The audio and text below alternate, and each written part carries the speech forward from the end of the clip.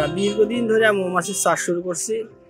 প্রত্যেক বছর আমরা সরিষার মৌসুমে আমরা এখানে মৌ বাক্স মানে মৌ কলোনি রাখি। প্রত্যেক বছরে আমরা এখানে 1 থেকে 200 বাক্স আছে।